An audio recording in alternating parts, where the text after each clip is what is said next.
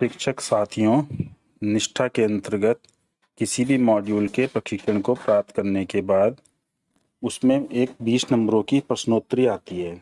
इस प्रश्नोत्तरी में 70% मार्क्स लाना अनिवार्य है, अर्थात 20 में से 14 नंबर आपके आने चाहिए, तभी उस मॉड्यूल के प्रशिक्षण का सर्टिफिकेट प्राप्त हो सकता है, अन्यथा इसका सर्टिफिकेट आपको डाउनलोड नहीं हो पाएगा। निष्ठा द्वारा प्रत्येक मॉड्यूल के लिए 40 क्वेश्चनों का एक सेट तैयार किया जाता है। इन्हीं 40 क्वेश्चनों में से प्रत्येक राज्य के लिए अलग अलग 20-20 क्वेश्चन की एक प्रश्नोत्तरी निर्धारित की जाती है। इन 20 प्रश्नों की प्रश्नोत्तरी के उत्तर जो हैं ऊपर नीचे हो सकते हैं, परंतु प्रश्नोत्तरी के सभी प्रश्न उन 40 प्रश्नों में से ही होते हैं जो कि निष्ठा द्वारा सभी राज्यों के लिए निर्धारित की जाती है। इसलिए शिक्षक साथियों, निष्ठा मॉड्यूल 8 विद्यालय नेतृत्व अवधारणा एवं अनुप्रयोग की प्रश्नोत्तरी के उन सभी 40 प्रश्नों के उत्तर मैं इस वीडियो के माध्यम से आप तक पहुंचाने जा रहा हूं। मॉड्यूल 8 के सभी प्रश्नों के उत्तर नीली पट्टी द्वारा दिखाए गए हैं। तो आइए अब हम मॉड्यूल 8 की प्रश्नोत्तरी को शुरू करते हैं। माध्यमिक स्तर शिक्षा का एक महत्वपूर्ण चरण है, क्योंकि इसका सही उत्तर होगा यह उच्च शिक्षा और कार्य जगत का प्रवेश मार्ग है। एक परिवर्तनकारी नेतृत्वकर्ता वह है जो, इसका सही उत्तर है दूरदर्शी है। शिक्षक नेतृत्व का अर्थ नहीं है, इसका सही उत्तर होगा हर समय व्याख्यान पद्धति का उपयोग करना। माध्यमिक विद्यालय नेतृत्वकर्ता के लिए नेतृत्व कौशलों में शामिल नहीं है, इसका सही उत्तर होगा सकारात्मक दृष्टिकोण। विद्यालय आधारित आंकड़ा डेटा क्यों महत्वपूर्ण है, इसका सही उत्तर होगा विद्यालय के रूपांतरण के लिए उपयोग किए जाने वाले साक्ष्यों के रूप में। विद्यालय में दल में निम्नलिखित को बढ़ावा नहीं देना चाहिए, इसका सही उत्तर होगा मतभेद की स्थितियों को। लीडरशिप फॉर लर्निंग का केंद्रीय विचार है, इसका सही उत्तर होगा विद्यालय के प्रत्येक हितधारक का निरंतर एवं आजीवन शिक्षार्थी होना। राष्ट्रीय शिक्षा नीति 2020 इन दोनों को महत्व देती है, इसका सही उत्तर होगा व्यावसायिक और अकादमिक शिक्षा। एक विद्यालय नेतृत्वकर्ता के लिए स्वयं का विकास महत्वपूर्ण है, इसका सही उत्तर होगा अपने आत्मविश्वास को बढ़ाने के लिए जो उसे चुनौतियों को स्वीकारने हेतु तैयार करता है। अकादमिक पर्यवेक्षण की तकनीकों में शामिल नहीं है, इसका सही उत्तर होगा शिक्षकों पर हावी होना। विजन का निर्माण महत्वपूर्ण है, इसका सही उत्तर होगा विद्यालय के रूपांतरण के लिए एक भविष्योन्मुखी दिशा की स्थापना हेतु। विद्यालय विकास योजना को आधारित होना चाहिए, इसका सही उत्तर होगा विद्यालय के सभी पहलुओं को समेटने वाले नैदानिक अभ्यास पर। लीडरशिप फॉर लर्निंग ध्यान केंद्रित नहीं करता है, इसका सही उत्तर होगा निर्णय लेने में देरी करने पर।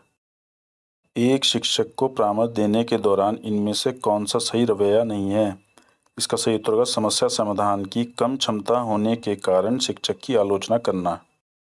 शिक्षकों को फीडबैक प्रदान करने का मूलभूत उद्देश्य है, इसका सही उत्तर होगा शिक्षण अधिगम प्रक्रियाओं में सुधार हेतु शिक्षक के साथ संवाद करना। इनमें से कौन सा विद्यालय नेतृत्व का मॉडल नहीं है, इसका सही उत्तर होगा नकारात्मक नेतृत्व। इनमें से कौन सी रणनीति अहिंसक संप्रेषण के लिए नहीं है, इसका सही उत्तर होगा आक्रामक होना। शिक्षकों के बीच मतभेद टकराव की स्थिति में जब एक विद्यालय नेतृत्वकर्ता मध्यस्थता करता है तो उसे आदर्श रूप से होना चाहिए, इसका सही उत्तर होगा समस्या का समाधान करें। कौन सा गुण लीडर बाय एक्शन का नहीं है, इसका सही उत्तर होगा पूर्वाग्रही रवैया अपनाना। SGOC का फुल फॉर्म क्या है, इसका सही उत्तर होगा सबल पक्ष, दुर्बल पक्ष, अवसर और चुनौतियाँ। मूल्य नेतृत्व में शामिल है, इसका सही उत्तर होगा विश्वास, मूल्य, ज्ञान और अनुभव। माध्यमिक स्तर पर प्रभावी नेतृत्व का लक्ष्य है, इसका सही उत्तर है विद्यार्थियों के बीच सीखने की क्षमताओं का विकास। एक माध्यमिक विद्यालय नेतृत्वकर्ता को क्या होने की आवश्यकता है, इसका सही उत्तर है लीडर बाय एक्शन। विद्यालय नेतृत्वकर्ता की सामान्य जिम्मेदारी है, इसका सही उत्तर होगा हितधारकों के सहयोग से विद्यालय की विकास योजना तैयार करना। अकादमिक नेतृत्व में शामिल नहीं है, इसका सही उत्तर होगा नियमों विनियमों का ज्ञान। तनाव प्रबंधन रणनीति आधारित है। इसका सही उत्तर होगा मानवीय जुड़ाव विकसित करने पर। एक माध्यमिक विद्यालय नेतृत्वकर्ता की सबसे महत्वपूर्ण भूमिकाओं में से एक है। इसका सही उत्तर होगा स्वयं और शिक्षकों के सतत व्यावसायिक विकास का नेतृत्व करना। एक प्रभावी नेतृत्वकर्ता बनने के लिए स्वयं के दो सबसे महत्वपूर्ण गुण हैं। इसका सही उत्तर है पहल करने वाला और सकारात्मक दृष्टिकोण रखने वाला होना। मतभेद समाधान के लिए एक प्रभावी व्यवहार रणनीति है। इसका सही उत्तर है रचनात्मक सक्रिय। सीखने के दौर लर्निंग राउंड सबसे ज़्यादा सहायक हैं। इसका सही उत्तर है शिक्षक अधिगम प्रक्रियाओं के प्रभावी अंतरण के लिए शिक्षकों की क्षमताओं के निर्माण में। आत्मचिंतन के लिए अनिवार्य है। इसका सही उत्तर है विचारों एवं कार्यों का विश्लेषण और मूल्यांकन करना। लीडरशिप फॉर लर्निंग फ्रेमवर्क में शामिल नहीं है। इसका सही उत्तर है मतभेद पैदा करना। निम्न सामाजिक आर्थिक पृष्ठभूमि के विद्यार्थियों की दक्षताओं को शिक्षक बढ़ा सकते हैं। इसका सही उत्तर है उनके सीखने की आवश्यकताओं की पहचान करके और सीखने के प्रतिफलों में सुधार हेतु सहयोगात्मक तरीके से योजना बनाकर।